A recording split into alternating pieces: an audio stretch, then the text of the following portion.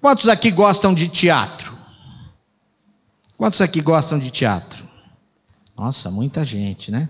Então, vocês já devem ter ouvido falar da peça O Rinoceronte, de Ionesco, o pai do teatro do absurdo. Já ouviram falar?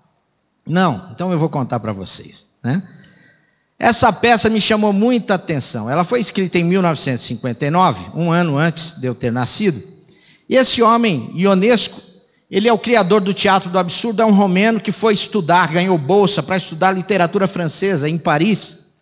E ele, quando estava lá, estudando literatura francesa em Paris, ele escreve uma série de peças com uma queda um tanto simbolista, né? Uma queda literária mais para o lado do simbolismo. E ele escreve peças assim que chocam, né? Que chocam a sociedade. E essa, O Rinoceronte, ela é muito interessante. Ele conta nessa peça que a cidade pacata, uma suposta Paris pacata, tranquila, né?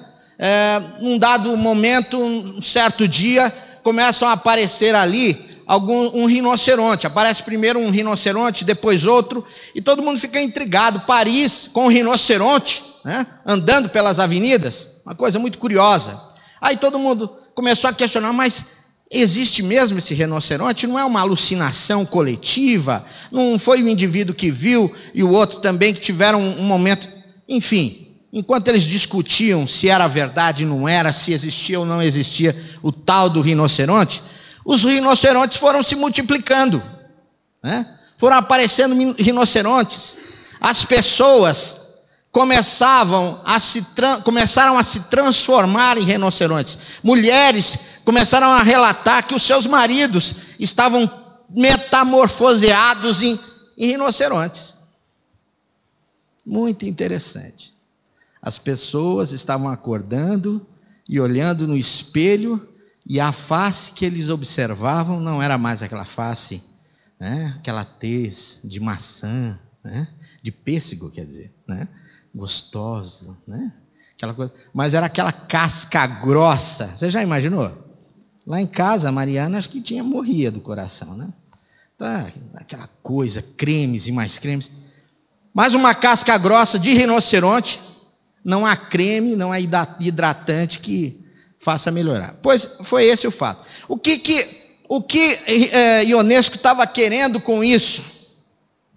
Com essa história da peça O Rinoceronte. Primeiro, ele estava questionando, impactando a sociedade parisiense de seu tempo, com a ideia, com a tentativa de mostra do que o conformismo que os indivíduos que integram essa sociedade tinham abrigado em seus corações, esse conformismo com o governo corrupto, conformismo com os meios, a mídia, com a sua massificação, conformismo com a atitude de grandes corporações buscarem só o lucro em detrimento do ser humano. Então ele estava fazendo essa crítica. E curioso que em 1959, né? É muito atual essa crítica. As pessoas estavam assimilando, pelo seu estilo de vida individualista, de uma sociedade moderna, a forma do próprio rinoceronte. O rinoceronte, vocês sabem, ele não é um animal gregário. O que é um animal gregário? Vocês sabem dizer o que é um animal gregário? É um animal que vive em grupo, em família. O rinoceronte, ele é um solteirão inveterado, né? Ele, na época de acasalamento, ele vai lá, tem o seu relacionamento sexual, satisfaz a fisiologia e já dispensa a parceira, porque ele é um solteirão inveterado. Então, olha só que interessante. Uma outra característica do rinoceronte é que ele tem uma couraça inexpugnável. Portanto, ele é insensível, ele atropela a mata, ele atropela quem estiver na frente. Os tiros não o acertam, ele só é incomodado por algumas formiguinhas, alguns insetos que pegam nas dobrinhas, né? Nos cantinhos assim, nas juntas dele, e aí ele tem um amiguinho, um passarinho, que é o único amigo que ele tem. Isso é porque o amiguinho vem e come os bichinhos, mas ele é totalmente insensível. Só tem esse relacionamento mais próximo com o passarinho porque o passarinho lhe presta um serviço, né? Então, é muito interessante isso. E ele também tem uma característica muito curiosa. Os olhos dele são laterais. Então, ele não encara ninguém de frente. Ele tem que olhar assim, né? Ele é míope, por isso. E ele não dá conta de discernir as coisas ao longe. E por isso, a pessoa, o cidadão nessa situação, o rinoceronte, ele não dá conta de perceber, vive sempre na defensiva e é irritadinho. Qualquer coisa deixa ele perturbado, né? Perturba o rapaz, ele tem um chilique, já faz um certo estrago, né? O rinoceronte. E ele, além de tudo, é grotesco. Ele é muito grotesco, é uma figura grotesca, ridícula, risível, né? Primeiro porque você olha para ele, se não bastasse o símbolo de um, ele tem dois, né? O que ele tem dois? Em cima do nariz. 2 chifres, então é uma situação complicada, né? O camarada que usa 2 chifres, né? Ridículo, grotesco, né? Mas se você tirar o título O Rinoceronte e trocar pelo ser humano moderno, você não precisa substituir os itens abaixo.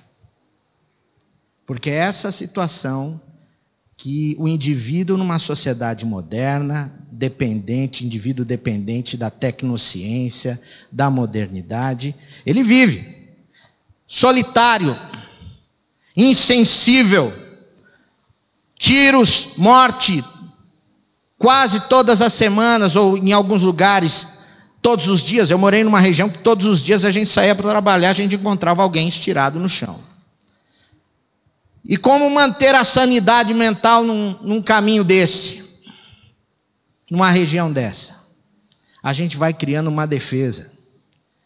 A gente vai deixando até de assistir televisão para não ouvir das coisas ruins. A gente começa a se alienar, se fechar no nosso mundo, né? E a insensibilidade toma conta da gente. Aí acontecem tragédias aqui e acolá. A gente continua a vida, a gente não perde o sono, a gente não se mobiliza, a gente não faz nada. A verdade é essa.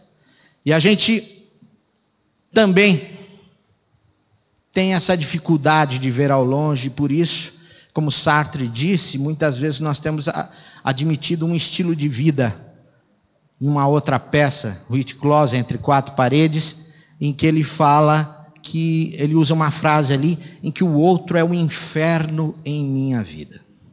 O outro é o inferno em minha vida. Então a gente, na nossa miopia, a gente dispõe uma personalidade violenta, irascível, uma personalidade muito iracunda, porque nós não queremos, não gostamos de gente. A verdade é essa. Narciso só gosta do que é espelho. Eu teria uma imagem da nossa sociedade moderna consumista, hedonista e amante do poder, mas como eram 2 crianças, eu achei que a imagem era muito forte, né? Um garotinho com controle remoto, né? E uma menininha com cartão de crédito, né?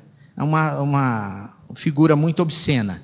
Eu não trouxe para vocês então, mas fica para uma outra oportunidade. E o ridículo, a caracterização do ser humano hoje, na sociedade moderna, é qualquer coisa caricatural. Infelizmente. Não dá para dizer que é um pleno ser humano. Falta muita coisa, né? Mas o que isso tem a ver com o nosso texto bíblico? O texto, pastor, da cura de um paralítico em Cafarnaum. Tem muito a ver, meus irmãos. Bom, primeiro Jesus deu uma parada nas suas viagens missionárias e voltou para a sua base em Cafarnaum. A base em Cafarnaum era a casa de quem? De quem?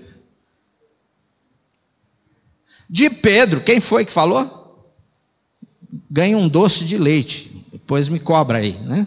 Acertou. Falou também? Doce de leite depois, tá? Era a casa de Pedro. Jesus estava morando lá na casa de Pedro. Jesus solteiro, Pedro casado. Não sei se vocês se lembram, Jesus curou. A primeira coisa que Jesus fez na casa de Pedro foi ter curado a sogra de Pedro, né? Pedro ficou muito agradecido, né? E dessa forma, quando Jesus está aí descansando na casa de Pedro, alguém disse para a cidade inteira: Jesus está em casa. Afluíram para ali muita gente. E as casas na Palestina eram assim. Não eram que nem as nossas, cheias de muradas e tal. O pessoal acordava de manhã e abria as portas da casa, e a casa ficava aberta para quem quisesse entrar. Então a pessoa tinha livre acesso. E Jesus lá, todo mundo sabendo que Jesus estava em casa, fluíram para lá. E Jesus, o texto bíblico em Marcos, em Lucas, em Mateus, fala que Jesus estava com o poder de Deus, estava com a virtude para curar. Então ele estava curando gente. E Pedro devia estar assim: meu pai, até em dia de descanso não há parada. Seguir a Jesus não é moleza, né? Acabou a minha privacidade, a casa cheia de gente. Gente dentro, gente fora. E o Pedro lá, né? E aí, de repente, aparecem 4 indivíduos carregando um rapaz numa maca, numa cama, carregando esse rapaz nas costas, e fazem entrar esse menino para dentro da casa de uma forma muito curiosa. E eu fico imaginando que esse momento do ministério de Jesus, era o início do ministério, foi um dos momentos mais felizes do ministério dele. Porque ele estava ali curando todo mundo, aquela maravilha, as pessoas felizes e tal, e de repente, os camaradas começaram a fazer uma coisa inusitada, e botaram o menino para dentro da casa, de uma forma que ninguém imaginava ou esperava, pouco ortodoxa, né? Pouco ortodoxa, né? Fizeram uma reforma na casa de Pedro, foi muito curioso. E Jesus, quando o menino desceu, Jesus virou para ele e falou uma coisa muito interessante: filho, perdoados são os teus pecados. Você já pensou por que Jesus falou isso? Ah, queridos, Jesus disse essa expressão, essa frasezinha: filho, perdoados são os teus pecados, porque ele estava maravilhado. Ele tinha se apercebido ali, Jesus, que o Pai preparara um momento muito especial. Ali estava o menino, propriamente dito, e tinha uma assistência ilustre também. Tinha o povo lá de Jerusalém, as autoridades da sinagoga, os representantes do templo. O templo onde supostamente Yahvé habitava, onde o sacerdote, uma vez por ano, perdoava o pecado de todo o povo. Lá era o lugar de perdoar pecados. Lá em Jerusalém, pela mão do sacerdote.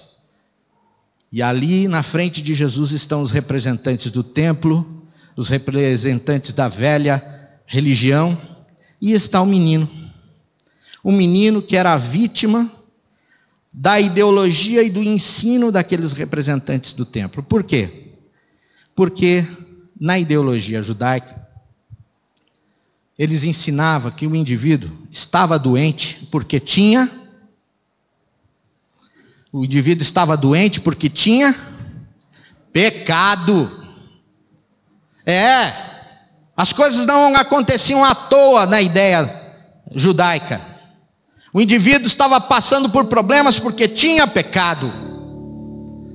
Então era uma coisa massacrante.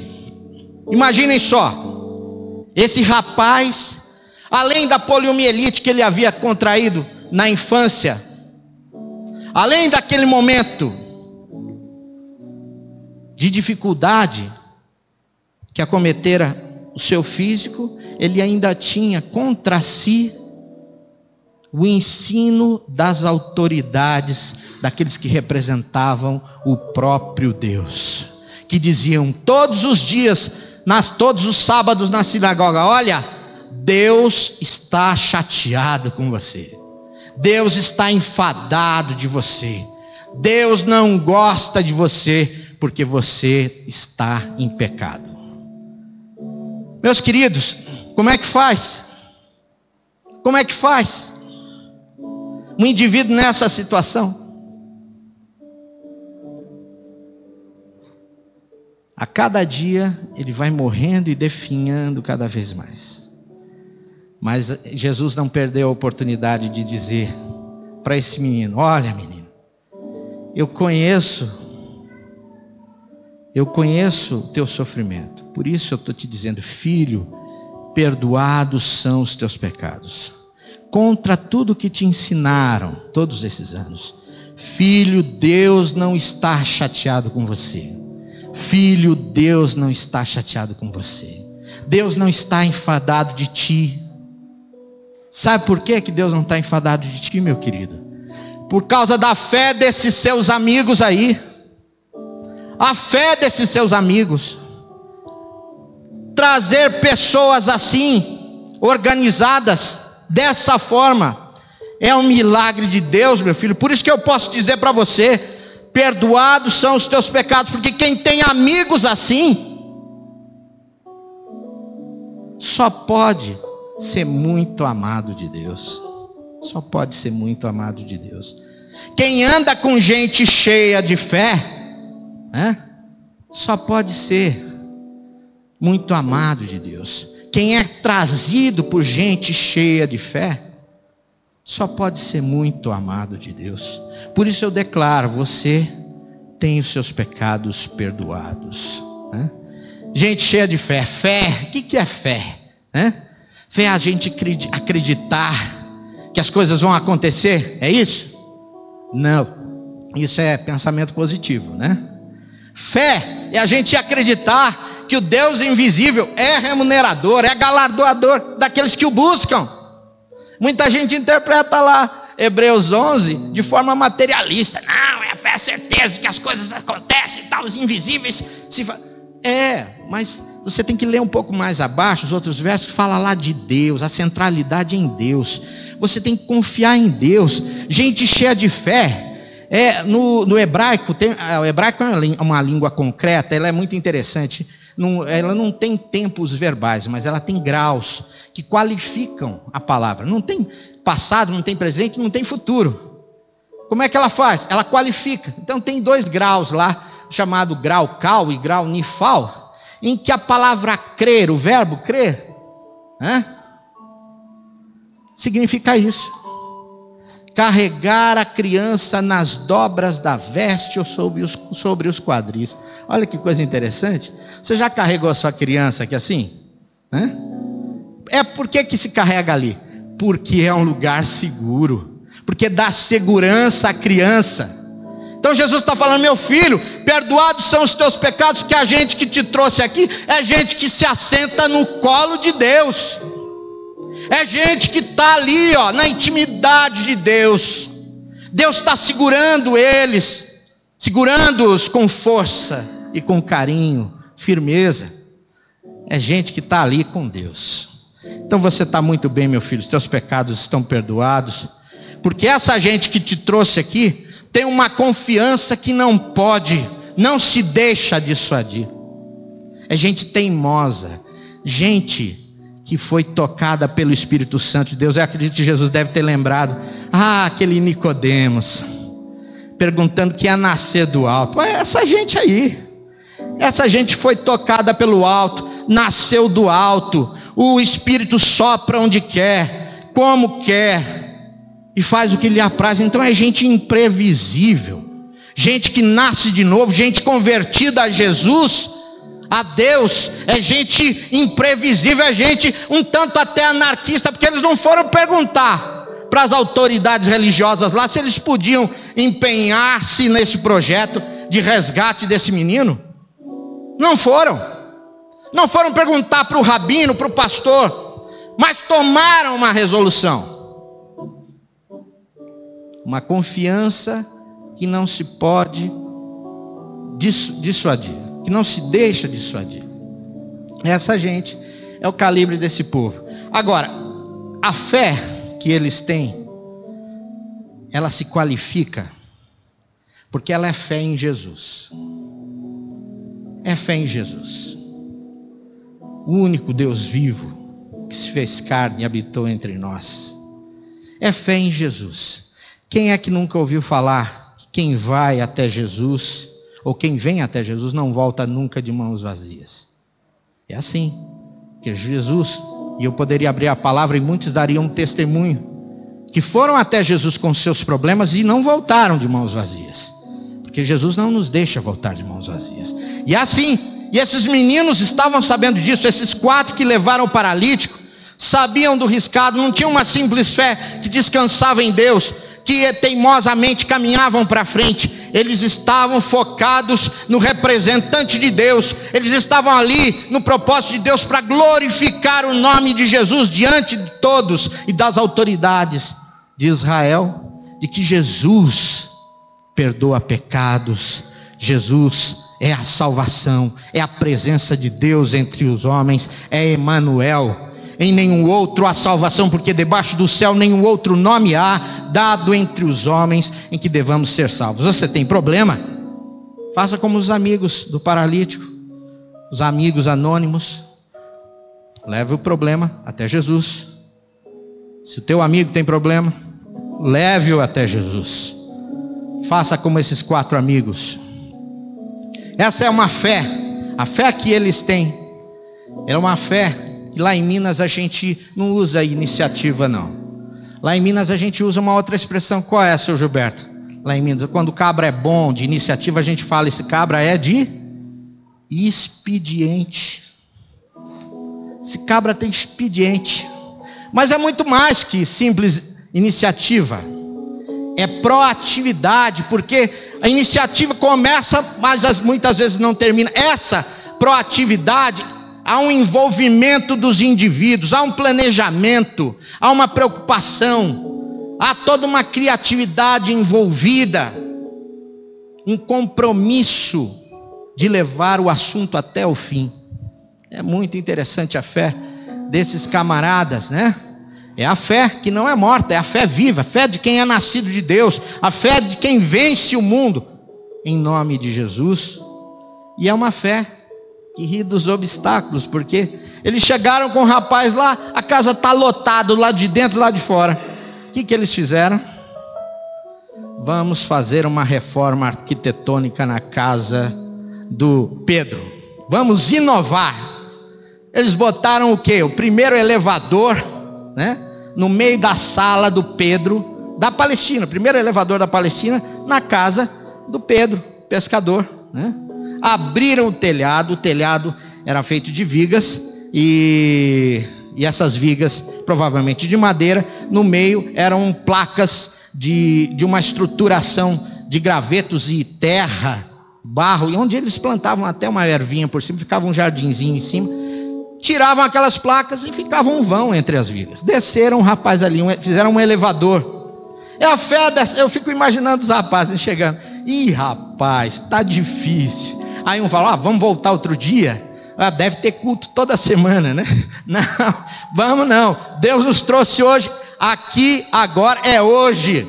É o dia da bênção, né? Não vamos na quarta-feira não, mas rapaz, tem culto na quarta, tem culto no sábado, tem culto no domingo. Vamos voltar. Não, é hoje. Subiram. E eu imagino aqueles camaradas rindo, né? Porque eles não pediram permissão para o dono da casa. E eu fico imaginando Jesus ali, dando uma certa risadinha, uma satisfação muito grande. E Pedro preocupado. Meu Pai Celeste, como é difícil. Como é difícil seguir a Jesus. Primeiro, ele enche a minha casa de gente. O dia inteiro. Não posso nem fazer minhas refeições. E agora os camaradas estão abrindo a minha casa, né? Eu não sei se eu fico até empipocado só de pensar em pedreiro dentro de casa, né? Abrindo, mexendo em casa, fico empipocado. Tive umas experiências terríveis, né? Imagina a situação de Pedro. Aí ele deve ter, nossa, mas é difícil seguir a Jesus. Já não bastasse o fato dele ter curado a minha sogra, e ainda acontece isso comigo, né? É dureza seguir a Jesus, né? E os meninos rindo, alegres, vamos descer o rapaz na frente de Jesus. E Jesus estava feliz.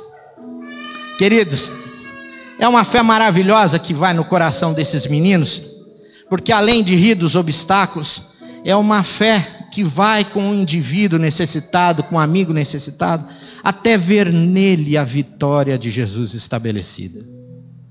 Sabe, queridos, a igreja de Jesus é assim, uma comunidade de amigos. Jesus estava alegre e feliz, porque ele estava vendo ali o que a igreja dele deve ser. Uma comunidade de amigos. Mas não é amigos, não são amigos que sabem apenas o nome, mas amigos que têm esse nível de envolvimento e de acompanhamento, né? Vocês sabem, eu tenho 28 anos de pastorado e mais uns 30 como obreiro dos Jovens da Verdade, completando 30 como obreiros dos Jovens da Verdade, Missão Boas Novas. Então a gente já subiu em favela, desceu, já entrei em barraco, tal, como também já fui aos palácios do poder, já frequentei, fui conselheiro do Conselho na República de 2003 a 2007. E como pastor, pastoreando igrejas, igrejas presbiterianas, eu tive o privilégio de casar muita gente. Em 2 anos eu casei, que eu estive em Curitiba, eu casei aproximadamente umas 82 casais. E era a maioria high society, né, de Curitiba, e filhos de industriais de São Paulo, filhos de autoridades, cônsul holandês, cônsul espanhol, enfim, muita gente. O reverendo Elias Abrão, eu era auxiliar dele, era uma autoridade e era muito conhecido, então sobrava muita coisa. Eu acabava conhecendo pessoas e, enfim, eu virei um bom gourmet. Não sei se vocês repararam. Das delícias mais finas, gostosas. Mas o que me alegra, o que é quase uma refeição sacramental, não é aquela lagosta, aquele filé de lagosta, assim, né, com molho de maracujá, né? Mas é o ovo frito. Não sei quantos de vocês aqui gostam de ovo frito. Mas em casa, quando era criança, quando faltava tudo, não faltava ovo frito. Então eu lembro de momentos muito felizes, a gente molhando, sem comida, mas molhando o pão na gema do ovo, né? Com o meu pai, com a minha mãe, em que a gente ria e era delicioso. Mas eu não só lembro disso, não. É sacramental, porque a gente, quase sacramental, porque a gente lembra de coisas, de amigos queridos. Tem um peso afetivo muito grande, né? E de bênção. Eu me lembro da época de dificuldade, de luta, eu, Sandra, Zé Adriano, Ariovaldo, enfim, amigos queridos, muito chegados, que chegaram a morar com a gente, em que a gente só tinha o ovo frito para poder celebrar. E era muito bom. O gosto do ovo frito tem um peso, tem um tempero maravilhoso, abençoador. Porque no momento da angústia, no momento da ausência, da falta, não faltou a graça de Deus e não faltou o ovo frito, né? Que coisa maravilhosa, né? Veja só, em todo tempo ama o amigo e na angústia se faz um irmão. Igreja é assim, queridos. A igreja é comunidade de amigos, pessoas que caminham ao lado, não para receber, mas para ser uma bênção para essa pessoa, para esses queridos. Então, queridos, eu estou hoje aqui, em nome de Jesus, para convidar você a fazer parte desse projeto, dessa igreja, dessa comunidade de amigos. Nesse envolvimento proativo, nesse envolvimento de compromisso, nesse envolvimento de rir dos obstáculos. Rapaz, nós vamos construir um baita de um templo ali naquele terreno. É impossível. Eu e o Ricardo, às vezes a gente olha um para o outro, nós vamos dar estúdio. Vocês já viram o projeto? É coisa maravilhosa. Isso é impossível. Para Deus não é impossível, né? Mas, mais do que isso, uma construção material, vidas serão construídas através das nossas vidas, né? Então, assim como aqueles 4 meninos, assim como aqueles 4 leprosos lá nas portas de Samaria, e que falam, vamos aos Círios, né?